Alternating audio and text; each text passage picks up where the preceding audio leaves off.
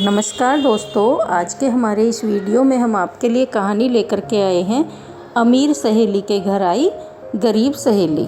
गरिमा और प्रज्ञा दोनों से ही बचपन से ही पक्की सहेली थी। दोनों में हमेशा से बहुत प्यार था और पूरे गांव में उनकी दोस्ती के चर्चे थे। मगर उनकी दोस्ती में एक नया मोड़ तब आता है जब गरिमा की शादी एक अमीर घर में हो जाती है और प्रज्ञा की एक गरीब घर में। आइए आगे देखते हैं कि दोनों सहेलियों की जिंदगी में आगे क्या होता है और कैसे वो अपनी दोस्ती निभाती हैं। एक दिन गरिमा के माता पिता के पास एक बहुत अच्छा रिश्ता आता है। गरिमा और प्रज्ञा दोनों कमरे में बैठकर ही दोनों साथ बातें कर रही थी कि तभी गरिमा की माँ उसे आवाज लगाती है, गरिमा, अरे ओ गरिमा बेटा, जरा बाहर तो आना, मेरे पास तुम्हारे लिए एक बहुत अच्छी खुशखबरी है। क्या? कैसी खुशखबरी माँ? अरे तुम्हारे लिए शहर से एक बहुत बड़ा रिश्ता आया है। तुम्हें पता भी है वो लोग कितने अमीर हैं। उन्होंने तुम्हारी बस एक तस्वीर देखकर तुम्हें एक झटके में पसंद कर लिया। अरे तुम्हारे तो भाग्य फिर गए हैं बेटा। ये सुनकर गरिमा तो बहुत खुश होती है, मगर प्रज्ञा को गरिमा से जलन होने लगती है, लेकिन वो किसी तरह अपनी ये जलन छिपा लेती है। उसे एहसास था कि ये जलन उसकी दोस्ती के लिए अच्छी नहीं थी। अरे वाह गरिमा, ये तो बड़ी अच्छी बात है। मैं तुम्हारे लिए बहुत खुश हूँ। शुक्रिया प्रज्ञा। देखना एक दिन तुम्हारे लिए भी एक दिन बहुत अच्छा रिश्ता आएगा और फिर हम दोनों खुशी खुशी रहेंगे। फिर क्या था, कुछ ही समय बाद गरिमा की शादी उस अमीर घर में हो जाती है और वो शहर में रहने चली जाती है। लेकिन इधर प्रज्ञा की शादी इधर गांव के ही एक आदमी से हो जाती है जिसका नाम रमेश था। रमेश खेतों में मेहनत मजदूरी का काम करता था और वो बहुत गरीब किसान था। दूर दूर शादी होने के कारण गरिमा और प्रज्ञा के दोनों के बीच में बात होना काफी कम हो गया था। लेकिन जब भी गरिमा प्रज्ञा को फोन करती, प्रज्ञा के मन में गरिमा को लेकर जलन और ज्यादा बढ़ जाती थी। उसे धीरे धीरे अपनी जिंदगी से नफरत होने लगी थी और साथ ही साथ गरिमा से भी। उसे लगता था कि गरिमा बहुत मतलबी है और कभी भी उसको याद नहीं करती। एक दिन प्रज्ञा अपने घर में खाना बना रही थी कि तभी उसे गरिमा का फोन आता है। अरे ये मुझे क्यों फोन कर रही है? क्या काम है इसे मुझसे? खैर उठाकर देखती हूँ। प्रज्ञा गरिमा का फोन उठा लेती है। हेलो प्रज्ञा, कैसी हो तुम? मैं तो ठीक ही हूँ। गरिमा तुम बताओ। वो असल में मेरी बेटी सिया का पहला जन्मदिन है और अगले हफ्ते संजय उसके जन्मदिन की पार्टी रख रहे हैं, तो तुम आ जाओ ना। इस बार माँ भी नहीं आ रही। मेरा बहुत मन है कि तुम अपने पति रमेश को लेकर आओ। हम कब से मिले नहीं है ना। क्या रमेश को लेकर? नहीं, उन्हें खेतों में बहुत काम है, वो नहीं आ पाएंगे। हाँ मगर मैं आ जाऊंगी। वैसे कब आना है? अच्छा कोई बात नहीं, पार्टी अगले हफ्ते है प्रज्ञा। ठीक है मैं आ जाऊंगी। प्रज्ञा फोन काट देती है और सोच में पड़ जाती है। ए भगवान, गरिमा ने मुझे क्यों बुलाया? कहीं ये मुझे वहाँ बुलाकर अपने अमीर दोस्तों के बीच में मुझे नीचा तो नहीं दिखाना चाहती? अब मैं क्या करूं? मेरे पास तो अच्छे कपड़े भी नहीं है, वहां जाकर तो पक्का मेरी बेइज्जती होने वाली है। प्रज्ञा ये सब सोच ही रही थी कि तभी रमेश खेतों से घर लौटता है। अरे अच्छा हुआ तुम आ गए, मुझे तुमसे एक जरूरी बात करनी है। क्या? कैसी बात है प्रज्ञा? मुझे पैसे चाहिए। वो गरिमा है ना, उसने मुझे अपनी बेटी के जन्मदिन पर बुलाया है और तुम तो जानते हो ना वो कितने अमीर हैं। मैं ऐसे तो नहीं जा सकती वहाँ। पहले मुझे अपने लिए कपड़े खरीदने पड़ेंगे और फिर उसकी बेटी के लिए तोहफा भी। अच्छा मगर प्रज्ञा तुम्हें तो वो पसंद भी नहीं है। तुम जब भी उससे बात करती हो तुम्हारा मन हमेशा खराब हो जाता है। फिर तुम वहाँ क्यों जाना चाहती हो? तो तुम क्या चाहते हो कि मैं हमेशा इस घर में ही बैठी रहूं और चूल्हा चौका करूं? हैं, कहीं बाहर ना जाऊं? उसने बुलाया है तो मैं जाऊंगी जरूर, इसलिए मुझे पैसे दे दो। अच्छा ठीक है प्रज्ञा, मगर कितने पैसे चाहिए तुम्हें? कम से कम 20,000।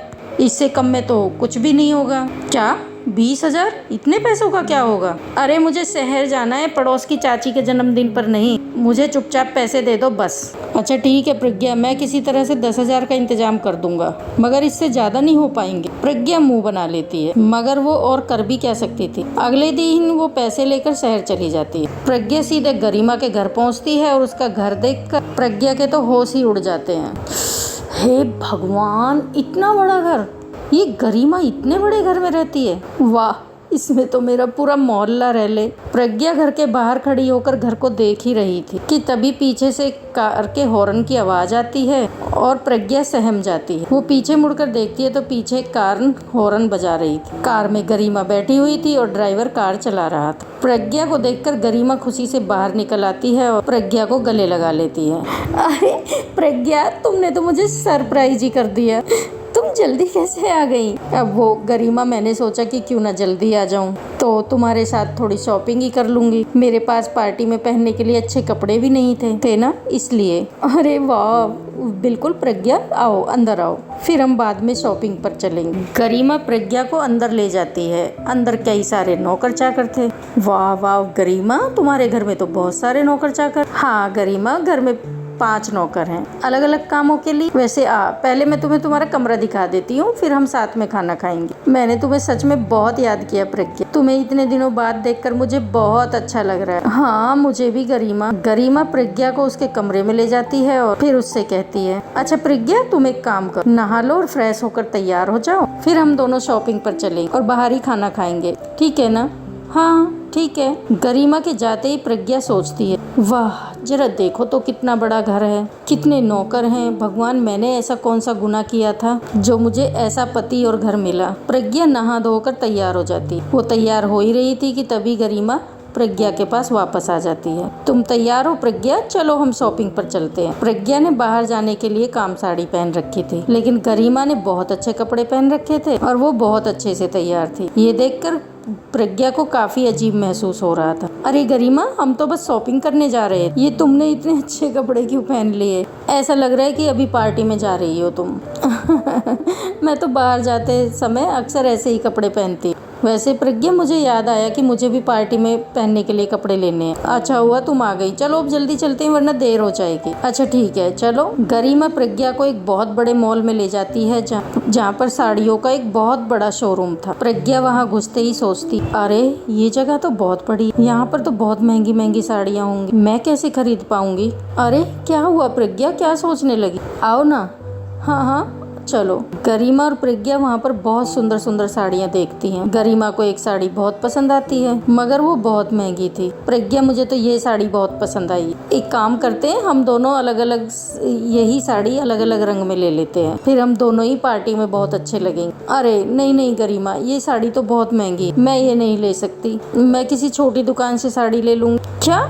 अरे प्रज्ञा, तुम पैसों की चिंता मत करो, मैं हूं ना, अगर तुम्हारा मन है तो मैं साड़ी के पैसे दे दूंगी। प्रज्ञा को ये सब सुनकर लगने लगता है कि गरिमा ये सब बोलकर सिर्फ अपने पैसों का घमंड दिखा रही है और उसमें सचमुच में प्रज्ञा से कोई लेना देना नहीं है। बस बहुत हो गया गरिमा, मेरे पास पैसे कम है और मैं गरीब हूँ, तो इसका ये मतलब नहीं है कि मुझे तुम्हारी भीख की जरूरत है। मैं अपनी साड़ी खुद खरीद सकती हूँ, यहाँ से नहीं तो किसी और छोटी दुकान से। प्रज्ञा की ऐसी कड़वी बातें सुनकर गरिमा को बहुत दुख होता है। अरे ये तुम कैसी बातें कर रही हो प्रज्ञा, ऐसा तो कुछ भी नहीं है, मैंने ये सब नहीं सोचा था। अच्छा ठीक है, अब तुम अपनी साड़ी ले लो, बस मैं अपनी साड़ी कहीं और से ले लूंगी। गरिमा अपने लिए साड़ी खरीद लेती है और प्रज्ञा अपने लिए दूसरी दुकान से साड़ी ले लेती है। पार्टी वाले दिन जब गरिमा तैयार हो ही रही थी, प्रज्ञा तैयार होकर पार्टी में पहुंच जाती, मगर वो देखती है कि पार्टी में सभी लोग बहुत ज्यादा सजे धजे थे। तभी कुछ औरतें प्रज्ञा को इशारा करके अपने पास बुलाती हैं। क्या आपने मुझे बुलाया क्या? हाँ वेटर्स, जरा हमारे लिए जल्दी से 2 गिलास जूस लेकर तो आओ। हाँ, और मेरे लिए पनीर टिक्का। क्या?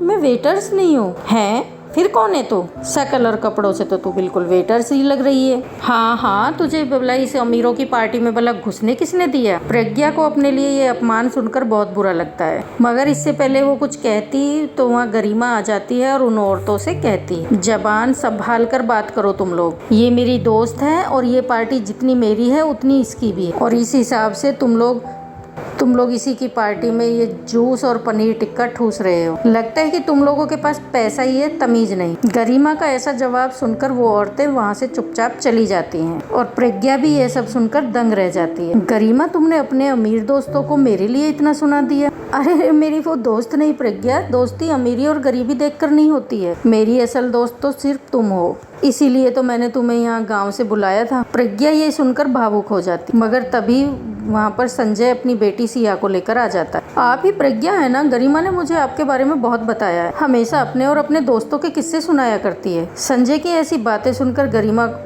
प्रज्ञा को अपनी गलतियों का एहसास हो जाता है, मगर वो पार्टी में गरिमा से कुछ भी नहीं कहती। अगले दिन जब घर वापसी का समय हो जाता है, प्रज्ञा गरिमा से कहती है, मुझे माफ कर दो गरिमा, मैंने तुम्हारे साथ बहुत बुरा बर्ताव किया। कोई बात नहीं प्रज्ञा, ये सब तो दोस्ती में चलता ही रहता है, मगर अच्छी बात ये है कि अब सब ठीक है। हाँ, पर अब मुझे जाना होगा, लेकिन अब मैं जल्दी ही वापस तुझसे मिलने आऊंगी। हाँ प्रज्ञा, वैसे ये लो, तुम्हारे लिए छोटा सा तोहफा। ये क्या है गरिमा? इसमें ऐसी ही दूसरी साड़ी है जो मैंने अपने लिए उस दुकान से ली थी। मैंने उसी दिन 2 साड़ियाँ ले ली थी, एक अपने लिए और एक तुम्हारे लिए, और वो भी अलग अलग रंग में। अब हम अगली बार इसे साथ साथ पहनेंगे, ठीक है? प्रज्ञा ये सब सुनकर गरिमा को गले लगा लेती है और वापस खुशी खुशी अपने गांव चली जाती है। इसके बाद उनकी दोस्ती और भी पक्की हो जाती है। दोस्तों, आपको कहानी कैसी लगी कमेंट करके ज़रूर बताना, और चैनल पर नए हैं तो सब्सक्राइब कर लेना, लाइक करना, शेयर करना। हर हर महादेव।